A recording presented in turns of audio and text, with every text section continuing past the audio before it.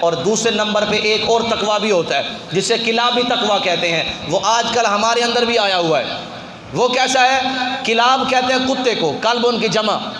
کلابی تقوی کا مطلب ہوتا ہے کتے والا تقویٰ۔ کس والا تقویٰ جی؟ سمجھنے کی بات ہے، یہ کتے والا تقویٰ۔ بھئی کتا بھی کبھی تقویٰ اختیار کرتا ہے، لیکن ہے، آپ ابھی سمجھ جائیں گے میری بات کو۔ آپ نے دیکھا ہوگا کتا جب پیشاب کرتا ہے تو اتنا احتیاط کرتا ہے کہ اپنی ٹانگ اٹھا لیتا ہے۔ دیوار پہ پیشاب کرے گا، کوڑا کرکٹ والی جگہ پہ پیشاب کرے گا تو کیا کرے گا؟ اپنی ٹانگ اٹھا لے گا۔ کیوں؟ کہ کہیں پیشاب کے چھینٹے میرے جسم پر نہ آئے۔ یہ ہے احتیاط، یعنی کتا ہو کے اتنی احتیاط کرتا ہے۔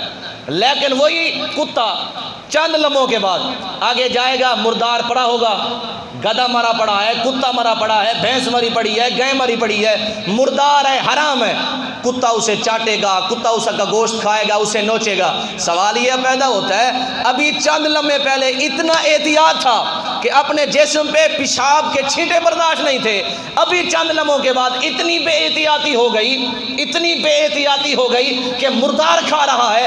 اسے کہتے ہیں کلابی تقویٰ۔ اللہ پاک ارشاد فرماتا ہے جو چیزیں میں نے تمہارے اوپر حلال کی ہیں، کھانا حلال، پینا حلال، جماع کرنا بیوی کے ساتھ حلال تھا، لیکن اللہ تبارک و تعالیٰ فرماتے ہیں جب روزہ رکھا اب کھانا حلال نہیں، اب پینا حلال نہیں، اب جماع کرنا حلال نہیں۔ عجیب بات ہے، مارکیٹ میں جانے سے پہلے گھر میں کچھ نہیں کھا رہا، مارکیٹ میں بیٹھا ہے، دفتر میں بیٹھا ہے، آفس میں بیٹھا ہے، کالج میں بیٹھا ہے، کچھ بھی نہیں کھا رہا۔ کیوں؟ اس لیے کہ روزہ ہے، روزہ ہے یعنی پانی نہیں پی رہا، حلال نہیں کھا رہا۔ کیوں؟ اس لیے کہ روزہ ہے، لیکن وہی بندہ حرام مال کما رہا ہے، وہی بندہ حرام کھلا رہا ہے، وہی بندہ حرام پیسوں سے لباس پہنا رہا ہے۔ یہ تو پھر حقیقی تقویٰ نہ ہوا، یہ کلابی تقویٰ ہوا۔ اللہ فرماتا ہے مجھے کلابی تقویٰ نہیں چاہیے، مجھے حقیقی تقویٰ چاہیے۔ فرمایا جب حلال کھانا منع ہے تو حرام کھانا بھی منع کر دیا گیا ہے۔